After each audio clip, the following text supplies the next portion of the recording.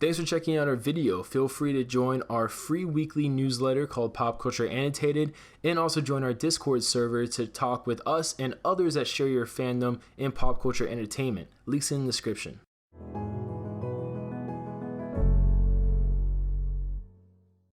Hey everyone, how's it going? Welcome to our trailer breakdown, or I guess teaser breakdown, for Star Wars Episode 9, titled The Rise of Skywalker. So we put some time into this. Hopefully you guys discover or learn some new things about the teaser that previously maybe you didn't know about, and let us know down below if you thought this was effective, thought this was helpful, things like that, because we're always trying to improve our content every single time for you guys, believe it or not. And the teaser starts out with a panting of Rey as the Lucasfilm logo appears, so it sounds like maybe she was running or something like that, which could fit with the next scene, as at 10 seconds we see Rey revealed in her new all-white outfit with her lightsaber on her left side while in a desert area. And I've seen some people online say it's this Tatooine, some people say it's this Jakku.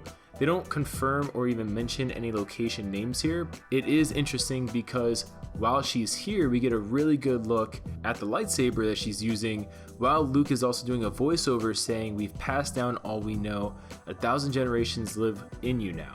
And this actually kind of felt a little Avatar-like to me with him saying that. The first thought in mind was like the Legend of Korra. There's been tons of Jedi before, and unless Luke did some very detailed, Luke, Yoda, whoever, did very detailed training with Rey, I wouldn't say that 1,000 generations really live within her, because it's not like we saw her truly studying the old Jedi ways. Even though during the Star Wars Celebration, they teased that Rey is ridiculously powerful in this movie, and that she potentially has some Force abilities that were previously unseen in other Star Wars films. So I'm very curious to see what that is. When we keep going, around 28-29 seconds, we get a really good look at the lightsaber. It looks like the Anakin lightsaber, the same one that Luke used, which was blue.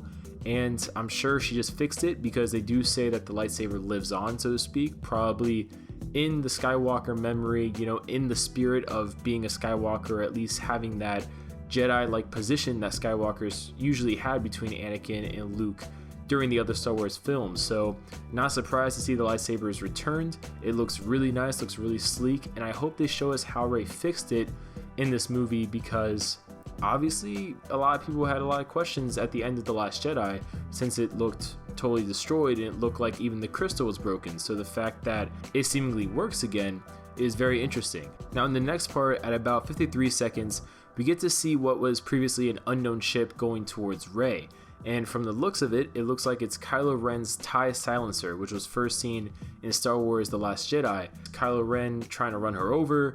Are they meeting for some reason? Obviously it does not seem like a peaceful meeting, because right afterwards, at 55 seconds, Rey ignites the lightsaber and proceeds to basically jump up in the air in an acrobatic way, which looks like she's going to cut off a wing of the ship or do something to ground the craft. So Kylo Ren would presumably have to come out of it, and either they would have dialogue from there or they would have a fight. After that, we get to go to about 1:14. Now, I personally wasn't too sure what this unknown location was. Like I said before, they don't really name anything. One of the guys here at HN thought this might be the planet from Rogue One where Ursa was working on the Death Star, which is very possible considering the Death Star comes back to play later on in this trailer. At the next part here, Kylo Ren and some stormtroopers in a wooded area fighting some people. Now, what catches my eye more than anything else is the fact that Kylo Ren is charging this unknown enemy in a non-lethal fashion, considering he has a lightsaber. So the fact that he's using the lightsaber as more of a blunt weapon instead of just simply slicing across people, that kind of interests me. I wonder why he's doing this, because obviously we've seen that Kylo really has no problems about being violent, being lethal, anything like that. It's not like he's on the light side of the Force now, as shown not only by his lightsaber, but by the fact that he's still leading stormtrooper forces, showing that he, in this position at least, presumably is still in charge of the First Order and is their new emperor, or I guess supreme commander, supreme leader, whatever title he wants to give himself. Now, going on past this, we get to see someone fixing Kylo Ren's helmet. Now, at first glance, you automatically want to say, oh, is Kylo fixing his helmet? However, when you look closer at it, those are not Kylo Ren's hands, unless Kylo Ren is now a werewolf, because those hands are very hairy. And not only that, I mean, it's very interesting. We do see Kylo, not in the trailer, but at the Star Wars Celebration panel, they showed Kylo without a helmet. So maybe it's possible someone else is fixing the helmet for him. not Kylo doing it himself. So this will be really interesting to see. I wonder what the context is of the helmet being fixed. Is it a ceremonial thing where maybe he's going to be leading the Knights of Ren on a battle and all of them have their helmets, so they say Kylo has to have his as well to be more uniform with everybody else? Is it a symbolic kind of thing where he's maybe wearing his fixed helmet to show that, I guess previous things have happened, but he's moving on from that better than ever? I don't know. A lot of people online have also been teasing maybe this is J.J. Abrams' way of saying, I'm going to fix the mistakes of The Last Jedi. I don't think it's really going to go that far with the symbolism, but definitely some interesting things here. Just the most important thing to point out is that Kylo Ren is not the one fixing his helmet, at least in this scene. Moving on past that, at about 1 minute 19 seconds, we get to see Finn and Poe. Now the interesting thing to me here is that it looks like Finn is using Rey's staff. So I think it'd be interesting if now that Rey's using her lightsaber, maybe she gives Finn her staff to use. That'd be pretty interesting. There's a lack of Rose also in this trailer, which is kind of odd considering that we know she's in the movie. Now going on past that, we get to see BB-8 with his new droid companion, which I couldn't find the name of, so if you guys know the name, please put it in the description.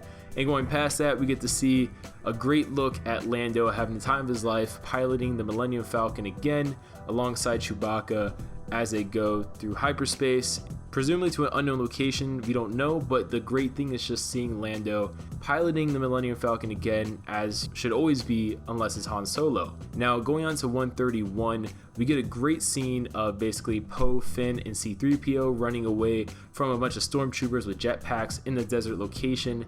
At 133, we get to see Leia holding a medal. Now this took me a while to remember what it was, but upon further looking and rewatching certain scenes from past Star Wars films, it appears that she's reflecting upon the medal that she gave both a copy to Luke and a copy to Han Solo at the end of Return of the Jedi.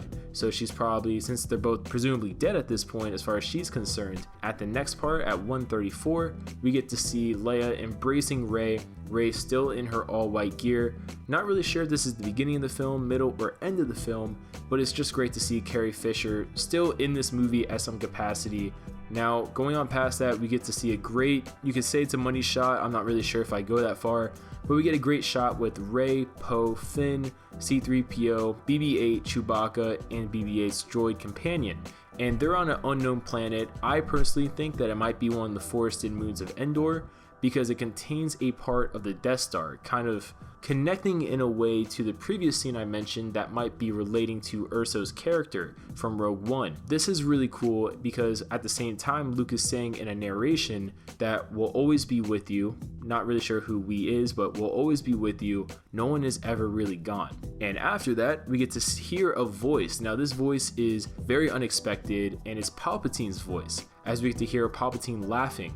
The actor that actually plays Palpatine was at the Star Wars Celebration and went on stage after the trailer played and did the Palpatine voice, asked them to play it again. They did so, obviously, because it's Sheev. It's just crazy that we might get Palpatine in this movie, which could obviously easily connect the Anakin Skywalker stuff, the clone stuff. I guess this movie, it's going to be crazy to see what actually comes from Palpatine being included in episode 9, since I don't think anyone expected that. But at the same time, it connects an old plot thread that J.J. Abrams wanted to use in Star Wars episode 7. Basically, in those concept arts, Rey was going to be exploring underwater Death Star ruins. Now the importance of the Death Star ruins was because in there was the Emperor's Tower, and the Emperor's Tower had a map showing Jedi locations, including where Luke potentially was, aka where Luke actually was, versus R2-D2 having a map to that location. So definitely it looks like J.J. Abrams is planning on wrapping up his Star Wars trilogy, his beginning of the Star Wars trilogy, with some leftover plot ideas. I hope they're really cool.